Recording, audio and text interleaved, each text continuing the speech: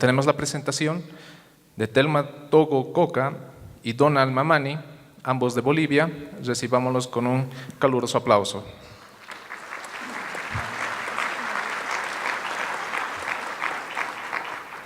Telma Susana Togo Coca es licenciada en Economía, graduada de la Universidad Técnica de Oruro, máster en Derecho Tributario, otorgado por la Universidad Andina Simón Bolívar. Desarrolló su carrera profesional en las áreas de fiscalización y técnico jurídico del Servicio de Impuestos Nacionales. Formó parte del equipo profesional de la Superintendencia Tributaria y de las unidades de recursos jerárquicos y de tributación interna del Viceministerio de Política Tributaria. Actualmente desempeña como secretaria técnica en la Autoridad General de Impugnación Tributaria. Por su parte, Donald Mamani es magíster internacional en Hacienda Pública y Administración Financiera por el Instituto de Estudios Fiscales y la Universidad Nacional de Educación a Distancia de España. Economista titulado de la Universidad Mayor de San Andrés, desempeñó funciones en el Ministerio de Hacienda y actual Ministerio de Economía y Finanzas Públicas. En el presente es consultor tributario fiscal. Vamos a dar inicio a la tercera exposición titulada La vinculación del crédito fiscal en el impuesto al valor agregado.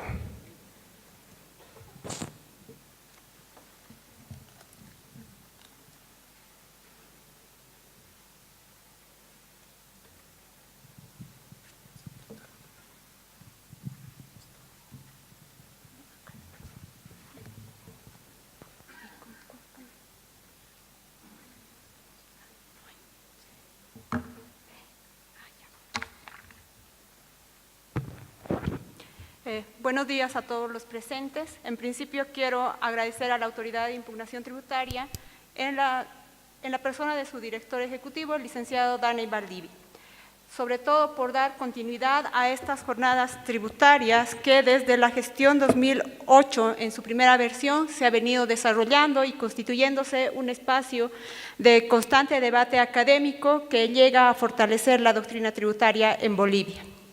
Asimismo, debo puntualizar que el tema que hoy vamos a desarrollar relacionado a la vinculación del crédito fiscal en el impuesto al valor agregado ha sido desarrollado juntamente con mi compañero, colega, el licenciado Donald Mamani, y surge precisamente a raíz de una inquietud evidenciada desde diferentes puntos de vista respecto a las funciones que nos ha tocado ejercer y en la cual se ha evidenciado o nos surge la inquietud de establecer cuáles deberían ser aquellos criterios que deberían considerarse a momento de la valoración del requisito de la vinculación para la apropiación del crédito fiscal, ¿no? Pero también consideramos que este trabajo únicamente constituye el inicio del debate jurídico e invita a poder buscar soluciones respecto a este problema. Por cuestiones metodológicas y siendo que el trabajo es desarrollado en coautoría, también el trabajo va a ser presentado por ambos coautores. Citado este preámbulo, ya ingresando a la materia que nos toca exponer respecto al crédito fiscal, debemos tener muy en cuenta que si bien en Bolivia el impuesto al valor agregado surge en la década de los 70, es a partir de la reforma tributaria de 1986 que adquiere el funcionamiento como conocemos hasta ahora, ¿no? Pero desde su promulgación en 1986 se ha establecido de manera general en cuanto al cómputo del crédito fiscal aquel requisito relacionado a la vinculación, pero siendo este requisito o este elemento teniendo un carácter muy general, también desde su vigencia se han generado conflictos entre los sujetos de la relación jurídico-tributaria. De esta manera, a partir del presente trabajo, queremos proponer el análisis de la pertinencia del principio de razonabilidad que pueda coadyuvar a la solución de este conflicto, ¿no? Ya rescatando todo el marco conceptual desarrollado por el doctor Bravo, es importante rescatar el hecho de que el impuesto al valor agregado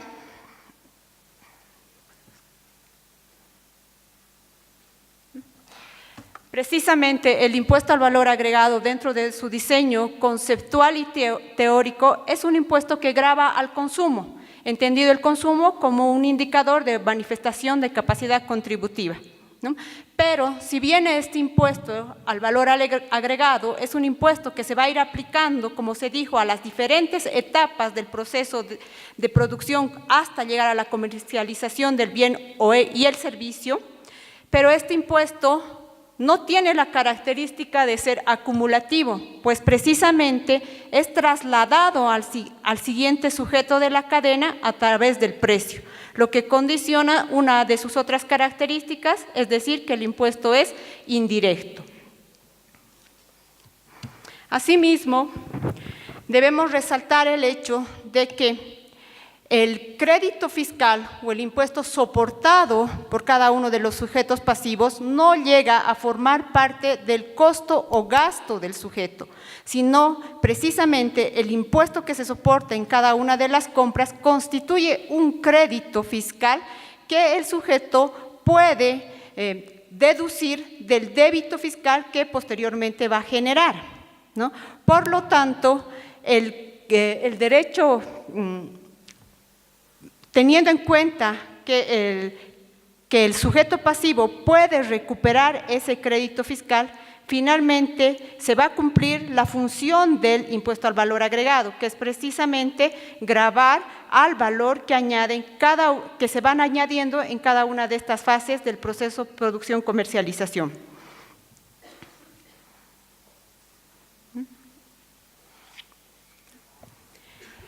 Entonces, también recogiendo toda la doctrina que nos mencionó el doctor Bravo, es importante considerar que el derecho a la deducción del crédito fiscal constituye la base de la estructura del funcionamiento del impuesto.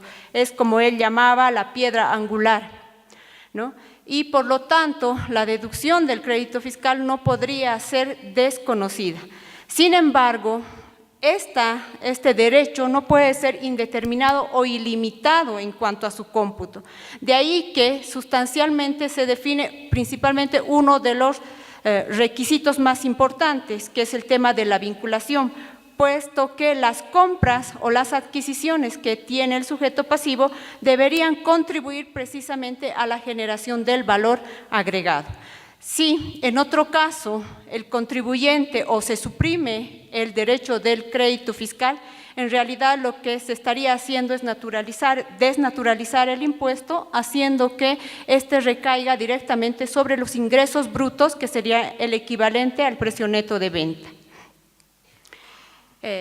Entonces, ya adentrándonos a nuestra normativa tributaria, que es la Ley 843, que es aplicable al impuesto al valor agregado, debemos tener en cuenta que todos estos elementos conceptuales, tales como que el impuesto es plurifásico, no acumulativo, que adopta para su funcionamiento el método de sustracción, impuesto contra impuesto, base financiera y liquidación débito menos crédito, en realidad también está recogido en nuestra legislación, pues el artículo 1 define el objeto del impuesto y bajo el criterio de país destino establece que la venta de bienes, muebles, la prestación de servicios van a estar, siempre que se generen en territorio nacional, van a estar alcanzadas por el impuesto al valor agregado. Asimismo, el artículo 3 define a los sujetos pasivos del impuesto y tal como se refería en la presentación anterior, existe una distinción bifurcada del consumidor, porque este consumidor puede tener la característica de ser una unidad productiva.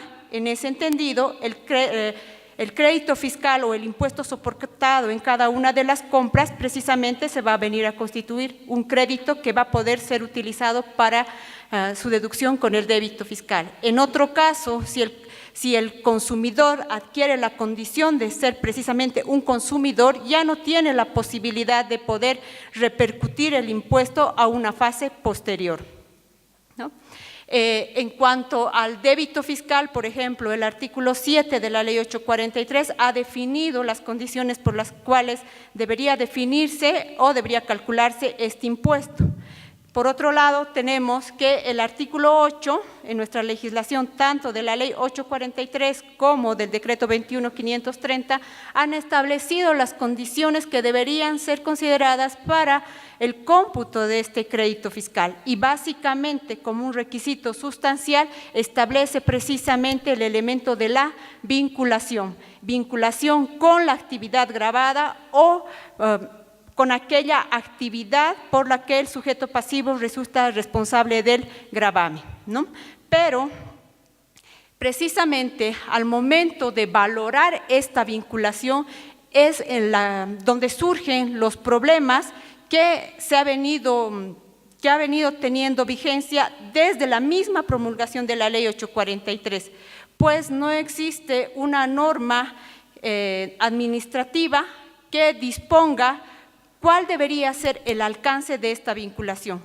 Tenemos que el artículo 8 del Decreto 21.530 ha facultado a la Administración Tributaria ya desde 1990 el hecho de que pueda emitir una resolución administrativa a partir de la cual establezca o identifique cuáles créditos fiscales no se encuentran vinculadas al tributo. Sin embargo, como vamos a ver más adelante también, hasta ahora la Administración aún no ha emitido esta norma administrativa, ¿no? Entonces, retomando el elemento mismo de la vinculación y estableciendo que precisamente al momento de valorar este elemento de la vinculación es que donde surgen los conflictos, es que el sujeto pasivo, a partir de la autodeterminación, porque este es un impuesto que se va a ir declarando mensualmente a partir de la aplicación del formulario 200 para sujetos pasivos que realizan operaciones en mercado interno o a través del formulario 210 para aquellos sujetos pasivos que realizan operaciones en mercado externo. Es precisamente en esta autodeterminación que el sujeto pasivo es el primero quien va a identificar si sus operaciones están alcanzadas, por un lado, para el débito fiscal, si sus operaciones se encuentran gravadas por el impuesto. Por lo tanto, después de identificar, va a cuantificar estas operaciones y las va a registrar en el formulario que sería la declaración jurada. Por otro lado, tratándose del crédito fiscal, el sujeto pasivo también debe realizar esta misma operación, en el entendido que es el primero quien va a velar el cumplimiento del artículo 8 de la Ley 843. Es decir, que el sujeto pasivo, al momento de la declaración mensual y obteniendo todas las compras del periodo, no únicamente va a registrar estas compras en el formulario 200 al momento de declarar, sino debe verificar que sus compras cumplan con la condición de la vinculación, ¿no? Entonces, cada sujeto pasivo, acorde a la naturaleza de sus actividades, puede identificar el grado o la medida de la vinculación que considera le corresponde. Y de esa manera, siendo que la declaración jurada es una manifestación de los hechos, datos y elementos que son de responsabilidad del sujeto pasivo, está manifestando en esa autodeclaración el cumplimiento del artículo 8 de la Ley 843 en cuanto a lo que equivale al crédito fiscal, ¿no? Pero, sin embargo, todos estos datos que el contribuyente puede declarar en la autodeterminación también pueden ser revisados por la Administración Tributaria. Esto bajo un proceso de verificación o fiscalización que va a derivar en una determinación de oficio. Entonces, la Administración Tributaria, ejerciendo sus amplias facultades, va a tener la oportunidad de valorar nuevamente el concepto de la vinculación respecto a las compras que hubiese declarado el sujeto pasivo. Lógicamente, en este entendido, la Administración Tributaria básicamente va a resumir sus observaciones principalmente en cuanto a la inexistencia de la factura original, entendida la factura como un documento tributario que debería respaldar el perfeccionamiento del hecho imponible. Por otro lado, va a verificar el cumplimiento del grado o la medida de la vinculación. Y finalmente, también podría observar la ocurrencia o materialización de la operación, ¿no? Entonces, dentro de las observaciones que la Administración Tributaria pueda realizar dentro de un proceso determinativo, ejerciendo sus amplias facultades, precisamente va a ser el tema de cuestionar la vinculación del crédito fiscal. Entonces, acá, si veíamos que por un lado en la autodeterminación el contribuyente considera o es quien delimita el grado de cumplimiento de la vinculación, por el otro lado, la Administración Tributaria también tiene apreciaciones propias para establecer que ese crédito fiscal no se encuentra vinculada a la operación gravada o no está generando débito fiscal. Entonces, es en esta situación que surge precisamente ese conflicto de derechos. Por un lado, el sujeto pasivo que quiere hacer prevalecer su derecho al crédito fiscal, pero en algunos casos puede estar incluyendo gastos personales que precisamente van a desnaturalizar el impuesto, ¿ya? Puede ocurrir el caso. Sin embargo, por otro lado, la Administración Tributaria, bajo sus propias apreciaciones, puede establecer que de ninguna manera las compras declaradas por el sujeto pasivo se encuentran vinculadas o están permitiendo la generación de débito fiscal. Por lo tanto, va a hacer prevalecer su derecho al cobro a partir de la determinación de una deuda tributaria, ¿no? Entonces, es en este escenario que surge un conflicto de derechos, ¿no? Un conflicto de derechos y muestra la necesidad de poder establecer un criterio o criterios que coadyuven a minimizar estas apreciaciones subjetivas, porque tanto el sujeto pasivo como la Administración Tributaria, al no existir una norma reglamentaria que oriente el alcance de la vinculación, lógicamente que va a aplicar criterios subjetivos para poder hacer prevalecer sus derechos. Pero también este tema controversial del alcance de la vinculación ha sido desarrollado por instancias de administración de justicia, tanto en la vía administrativa como en la vía jurisdiccional. Entonces, también se ha visto el hecho de que ante la inexistencia de esta norma reglamentaria, también se llegue a una interpretación muy amplia de lo que debería considerarse la vinculación, como a una interpretación muy restrictiva, ¿no? Por ejemplo, en el caso de una interpretación muy amplia, se ha visto que en un recurso de casación la compra estaba relacionada a la compra de un regalo para un dependiente, un regalo de boda para un dependiente. Entonces, el tribunal lo que hace es analizar la vinculación desde el derecho mismo al trabajo, el derecho constitucional al trabajo, y en el entendido de que el empleador tiene la obligación de establecer mejores condiciones de vida para sus empleados, asocia el tema o la interpretación de la vinculación al derecho al trabajo y por lo tanto entiende que para efectos del impuesto al valor agregado se habría cumplido el elemento de la vinculación y por lo tanto a este tipo de compra la declara válida para efectos del crédito fiscal. Pero ahí surge la cuestionante en el entendido de que si esta compra evidentemente tenía conexitud con la generación del débito fiscal, ¿no? Entonces ahí podríamos advertir una interpretación en un extremo muy amplia de lo que debería considerarse como compra vinculada a la actividad gravada por el IVA.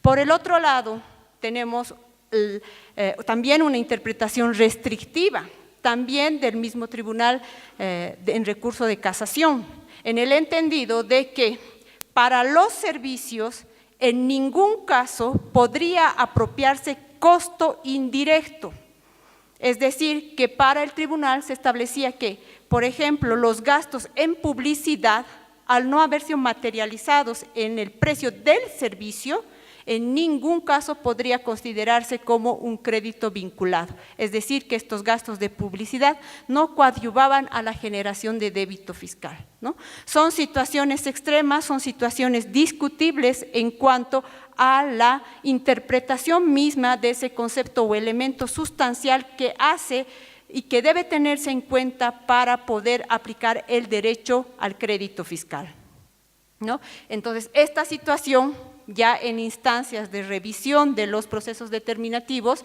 evidencia y refuerza el hecho de que deba considerarse la existencia o por lo menos establecerse criterios uniformes que coadyuven a la valoración de este elemento que es la vinculación, ¿no?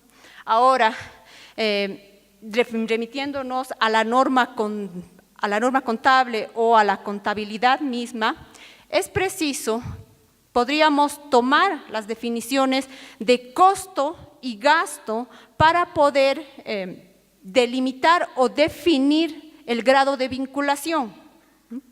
Es decir, en la medida de que la compra puede ser definida como costo o gasto incluido en el precio del bien o del servicio, podría ser un elemento objetivo que pudiera considerarse para delimitar la vinculación. Sin embargo, siendo que conforme el Código de Comercio existen sujetos que sí están obligados a llevar registros contables, estos sí podrían demostrar a partir de toda esa documentación que genera la contabilidad, podrían demostrar que cierto costo o que cierta compra puede ser apropiada como costo o como gasto. Pero sin embargo, tenemos que tener en cuenta que dentro de los sujetos que están alcanzados por el impuesto al valor agregado, existen también los profesionales independientes, por ejemplo, que son sujetos que no están obligados a llevar registros contables. Por lo tanto, para este tipo de sujetos, el hecho de demostrar a través de documentación contable el grado de vinculación de la compra no resultaría aplicable, ¿no?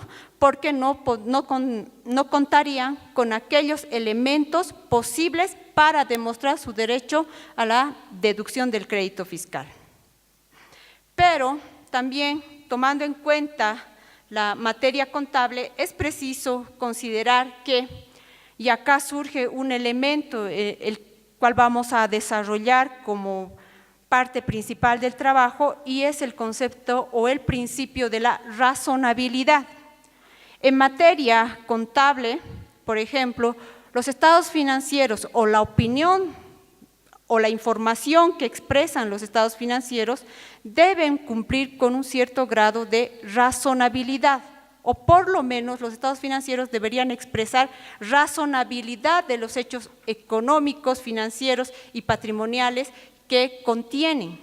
Por lo tanto, este criterio de razonabilidad en materia de contabilidad está asociado o está considerado como un criterio técnico que permite demostrar que la información contenida en estos estados financieros no es ambigua, sino que resulta de un razonamiento lógico y la aplicación de criterios razonables. Entonces, entendemos que la razonabilidad podría constituirse un criterio apropiado para valorar la vinculación en el crédito fiscal del impuesto al valor agregado. No cabe resaltar que si bien en materia contable el hecho de la razonabilidad está reservado a los estados financieros y los estados financieros son documentos propios de un impuesto a la renta, sin embargo no se podría descartar su aplicación dentro de lo que vendría a ser materia tributaria, y más aún cuando podría constituirse en un criterio que podría permitir se dirima este conflicto de derechos que surgen entre los sujetos de la relación jurídico-tributaria, ¿no? Entonces, acá de manera puntual hemos contextualizado el problema y esa colisión de derechos que existe al momento de la apropiación del crédito fiscal, debido a la subjetividad con que se califica el elemento de la vinculación dentro del impuesto al valor agregado. Entonces ahora voy a invitar a mi colega para la prosecución de la presente ponencia.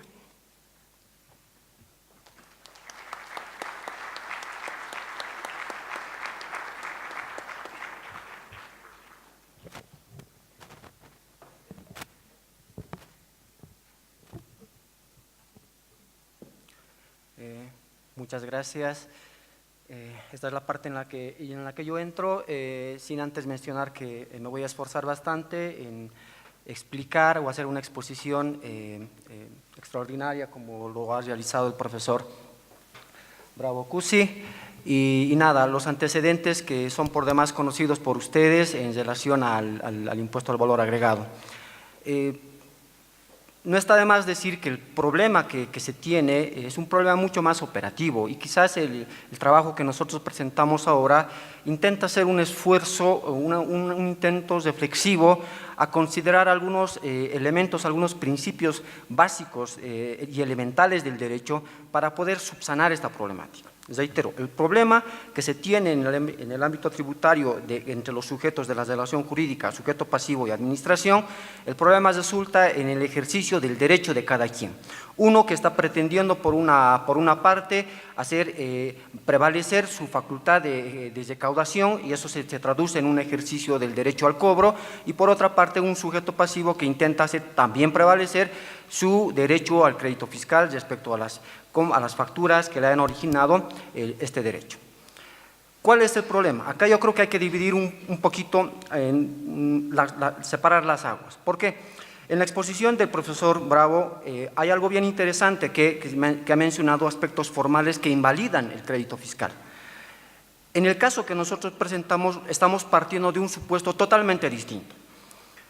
Se tiene una compra que cumple con todas las formalidades y el problema surge al momento de tener que darle validez al crédito fiscal emergente de esas compras y de esos bienes. Surge por una arbitrariedad que puede cometerla la administración tributaria por rechazarla de entrada y decir que no está vinculada a la actividad, y quizás por otra parte también el sujeto pasivo que de manera, en algunos casos, vale mencionar, inapropiadamente podría estar utilizando algunas compras que no son válidas para el crédito fiscal. ¿Cómo resolvemos ese problema? El problema que se plantea, nosotros lo enfocamos desde un punto de vista un tanto teórico jurídico, porque ya en el propio derecho tributario y en el propio derecho en general existen principios que pueden ser utilizados para resolver esto.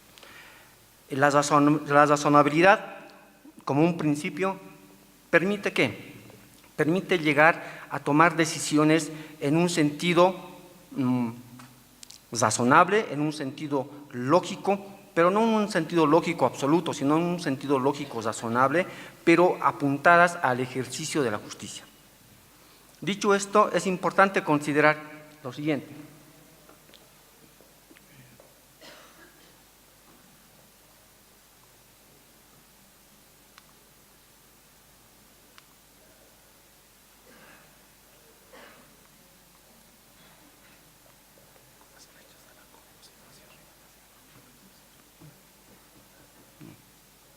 Bueno, creo que esto también nos está jugando una mala pasada. Bueno, ¿de dónde se origina el principio de razonabilidad? En la tradición, llamémosle anglosajona, existe un concepto que se llama debido proceso legal que deviene de la Constitución norteamericana, por el cual se ha establecido que en la legislación estadounidense ninguna persona pueda ser privada de su libertad ni ser privada a su derecho a la vida y en consecuencia si acaso no hubiera un debido proceso. ¿Qué está diciéndonos esto? Que el debido proceso a los fines que nosotros entendemos se traduce en una razonabilidad que le permite al agente económico, a la persona, al sujeto pasivo, utilizar esto para poder hacer prevalecer sus derechos. Algo similar sucede con la corriente o con la corriente denominada la tradición alemana o la tradición europea. ¿Qué sucede con ellos? Utilizan un principio que se llama el principio de proporcionalidad.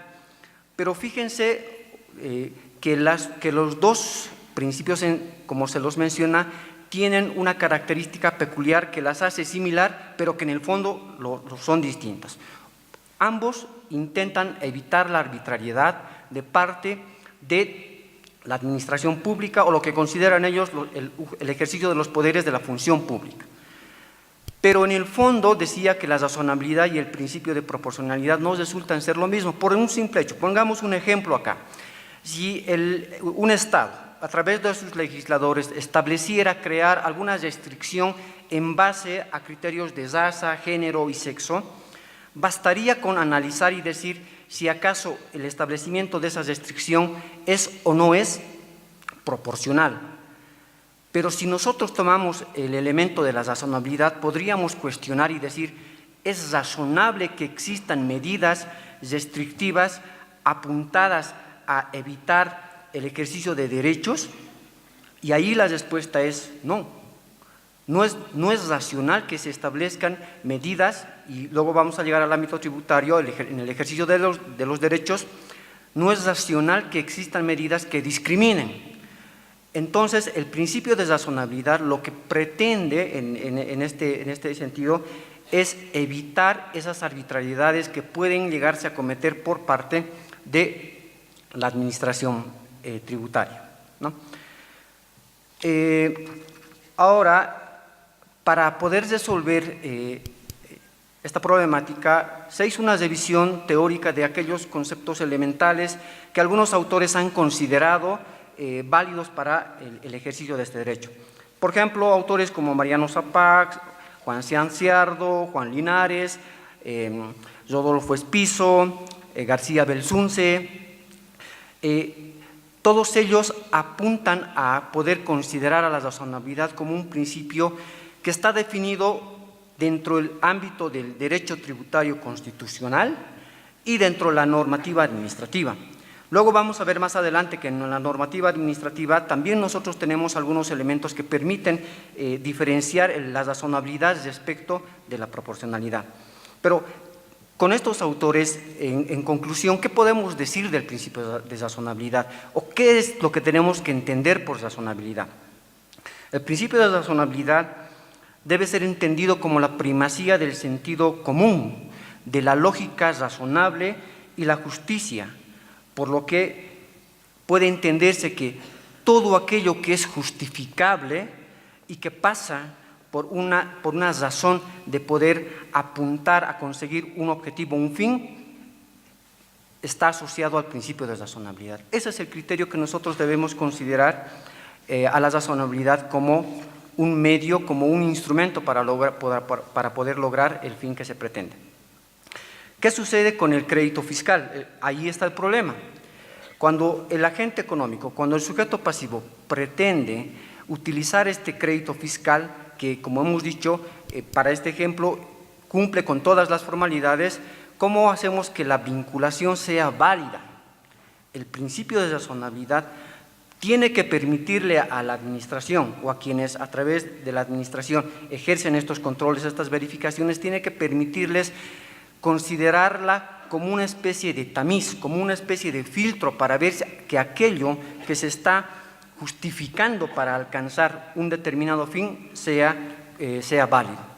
El ejemplo que quiero ponerles es un ejemplo muy burdo, pero es válido.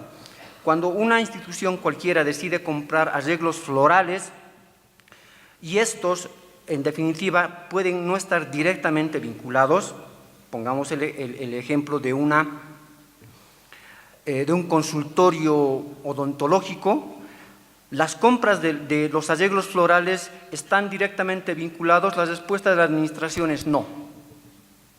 Pero si acaso el consultorio justificara que es necesario ornamentar ese espacio para que los pacientes vengan y se sientan más cómodos antes de ser tratados, el principio de razonabilidad podría permitir que en la medida en la que este gasto o el crédito fiscal emergente de ese gasto se asocie a conseguir el fin, y el fin es reproducir la actividad grabada, es decir, el giro del negocio, debería permitírsele. Entonces, el principio de razonabilidad se constituye en ese tamiz, en ese filtro que debería permitir tanto a la administración tributaria como al sujeto pasivo, llevar adelante esta especie de contrastación y de validación de aquello que puede de manera arbitraria la administración considerarlo no válido. Pero ahora paso a comentar qué es lo que en el ámbito ya del tribunal, de las sentencias constitucionales del tribunal o del Tribunal Supremo de Justicia, qué es lo que se ha hecho, qué es lo que se ha avanzado. En la revisión que hemos hecho hasta la gestión 2017 llama la atención que el principio de razonabilidad sí está presente en estas sentencias, en estos fallos, pero únicamente relacionados a materia laboral, a materia familiar y a materia civil, ¿no? Y no encontramos sentencias constitucionales que se refieran al principio de razonabilidad como un criterio válido para resolver este conflicto de derechos del crédito fiscal.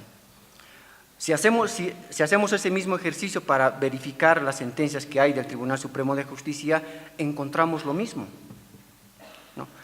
Más allá todavía, si hacemos una revisión de las propias resoluciones de la Autoridad de Impugnación Tributaria, tampoco encontramos elementos o referencias directas al principio de razonabilidad.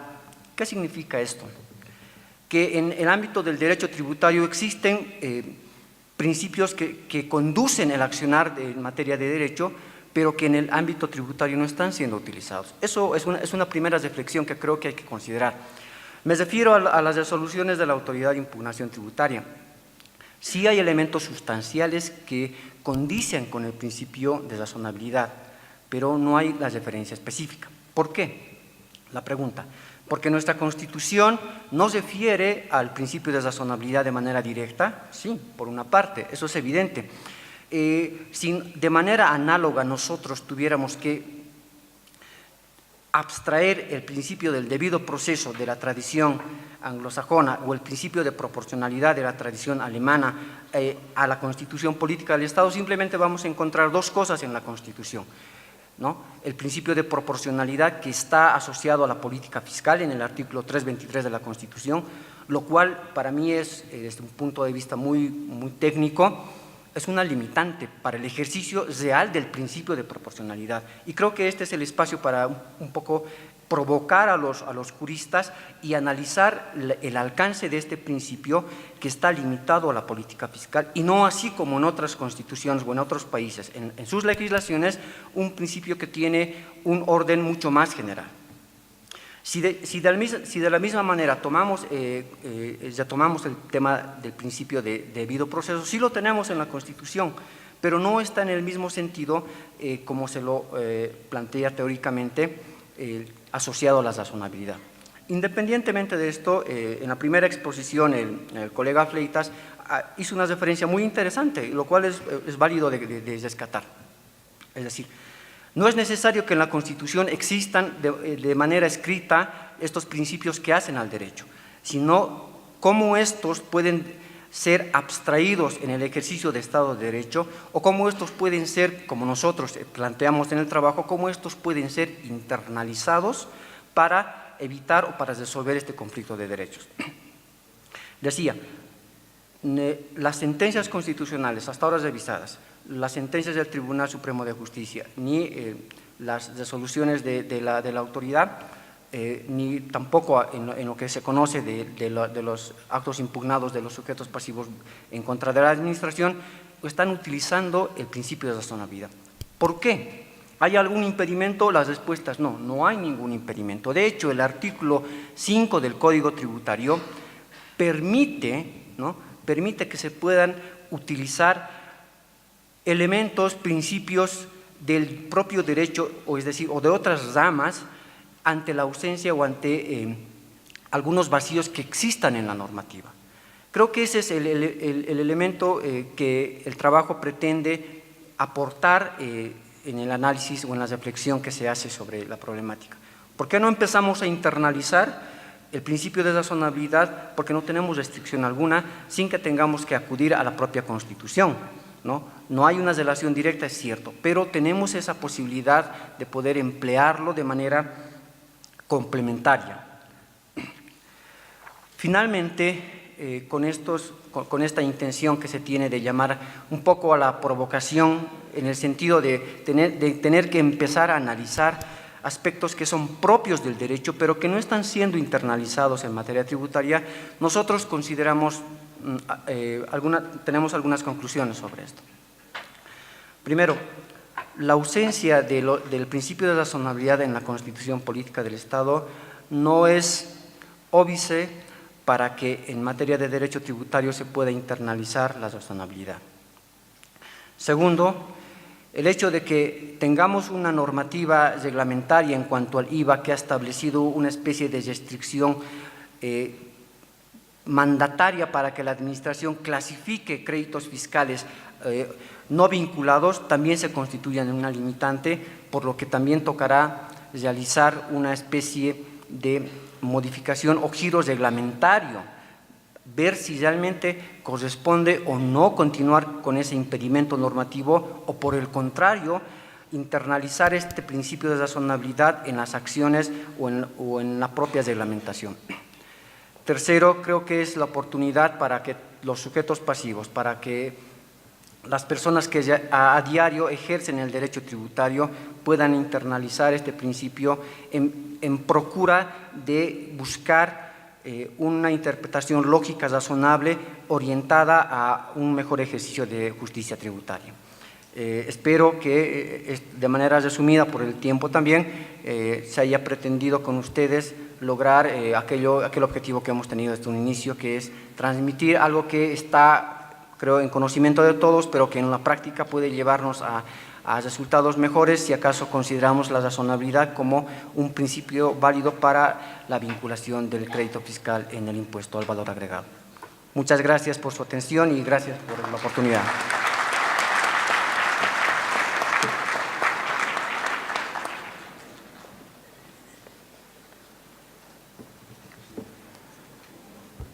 Gracias a la licenciada Togo y al licenciado Mamani por la presentación del tema la vinculación del crédito fiscal en el impuesto al valor agregado.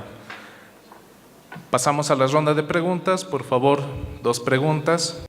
¿Cómo puedo aplicar la razonabilidad para la vinculación del crédito fiscal si es algo subjetivo? Subjetivo por parte del sujeto pasivo, y cuando la Administración Tributaria me haga la revisión, también va a ser subjetivo del fiscalizador. En el caso concreto, por ejemplo, gastos de alimentación al personal, uniformes del personal, refrigerio. En ese tipo de gasto, ¿cómo puede el sujeto pasivo respaldar estas compras? Hola. Bueno, creo que es importante ahí mencionar algo, ¿no? Si se trata de una empresa que tiene trabajadores, el gasto, por ejemplo, que hace en ropa de trabajo, así le entiendo, o algún otro que está asociado, podemos entenderla que ahí no hay necesidad de tener que utilizar el principio de razonabilidad, porque el principio de razonabilidad está directamente asociado a aquellos gastos indirectos o gastos que no están directamente relacionados con la actividad de la empresa. Por el contrario, podemos decir que la ropa de trabajo o cualquier otro insumo más bien podría constituirse en un gasto mucho más vinculado a la actividad y no tanto así para la utilización del principio de razonabilidad. ¿Dónde entraría? Si acaso el principio de razonabilidad puede ser justificado, es en la medida en la que usted o la empresa a la que representa compra ropa de trabajo en abundancia, compra ropa de trabajo que de repente no se necesita en la institución, o algún tipo de elemento de indumentaria que posiblemente la institución no puede justificar, ¿no? Entonces, el principio de razonabilidad, ¿qué tiene que permitirle? Decir, esta ropa de trabajo que independientemente es válida para los trabajadores, es una ropa especial, ¿por qué se justifica? La justificación no está desde el punto de vista formal, como ya se lo había dicho, es cierto. Dentro de lo subjetivo que actualmente se tiene en la operativa, el principio de razonabilidad, en la medida de que se utilicen una lógica razonable, se utilice un criterio que justifique la necesidad de algo, puede darle validez a la compra o a la adquisición que usted haga. Una pregunta más, si alguien tiene, levante la mano, por favor. ¿Nadie? Buenas tardes. Más que una pregunta, son dos comentarios.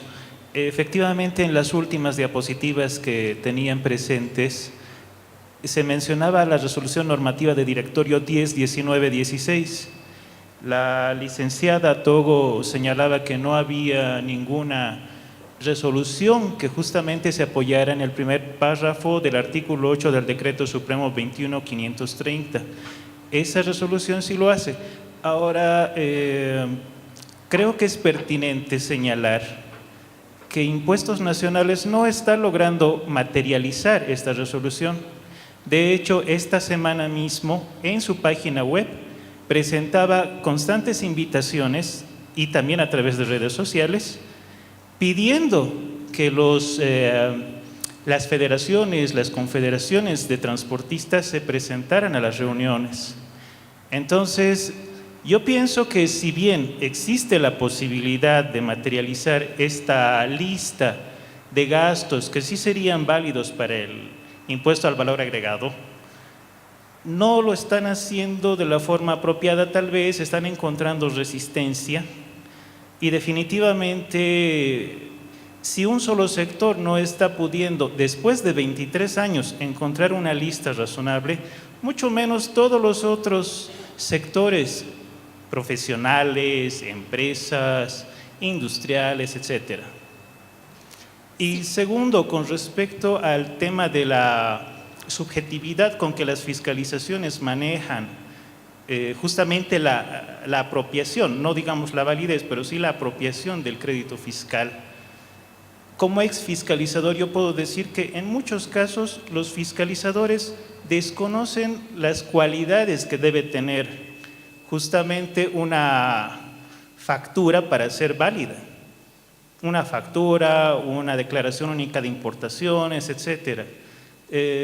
Siempre van a optar, y esto lo digo porque tengo conocimiento de causa, por no permitir la apropiación. Siempre en las fiscalizaciones, en la determinación, van a rechazar todas las facturas, justamente por un gran problema que tenemos en la legislación local. Si ellos permiten esa apropiación, puede eventualmente ir en contra de sus propias personas. ¿Por qué? Por daño económico. Sí, buenas tardes. Solo a manera de aclaración, hay que tener en cuenta que el artículo 8 del decreto 21.530 faculta a la Administración Tributaria emitir una resolución administrativa de carácter general en la que se incluyan compras no vinculadas a la actividad del sujeto pasivo. Si nosotros revisamos la resolución normativa de directorio 10-19-16, básicamente, en principio, únicamente está delimitada para aplicación del sector de transporte internacional de carga y pasajero.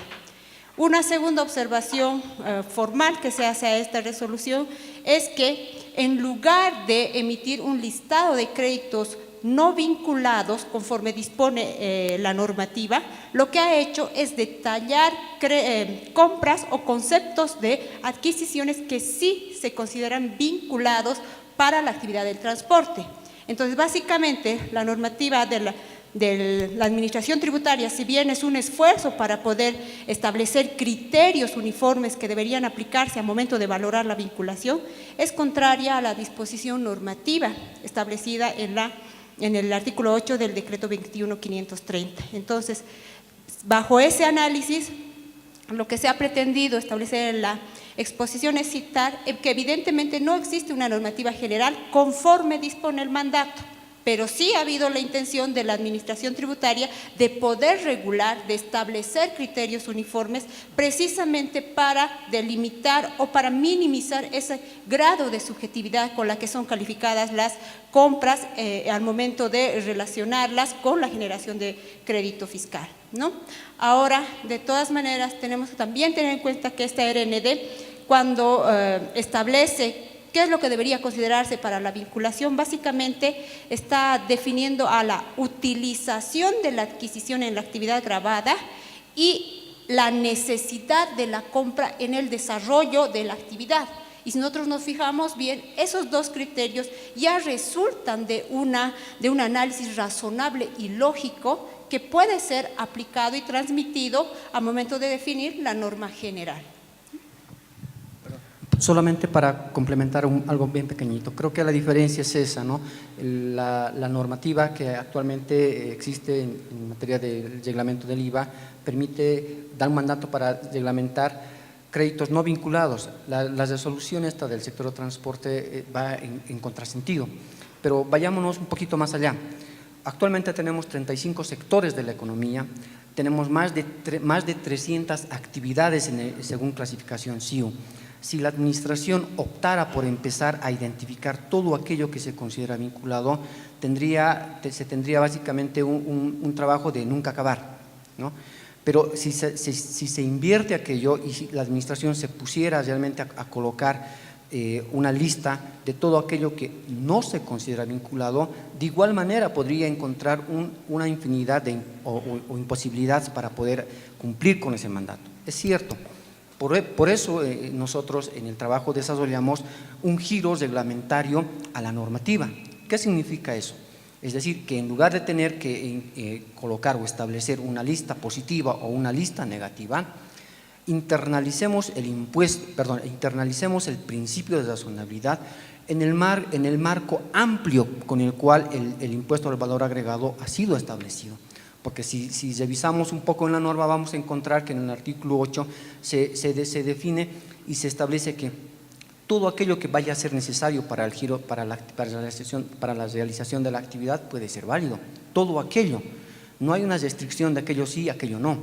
Entonces, el principio de razonabilidad apunta, es cierto, tiene un margen de subjetividad cierto, tiene un margen de subjetividad, pero apunta a ser menos subjetivo de lo que actualmente se está haciendo evidente, la arbitrariedad con la que de repente la administración está actuando. Es evidente, un fiscalizador prefiere depurar un crédito fiscal para no ser sometido a un proceso, ¿cierto? Pero si nosotros en la norma o en la práctica empezamos a internalizar el principio de razonabilidad, podemos llegar a tener menos subjetividad y cometer menos arbitrariedad respecto al uso del crédito fiscal. Gracias. Muy bien. Gracias nuevamente a la licenciada Togo y al licenciado Mamani.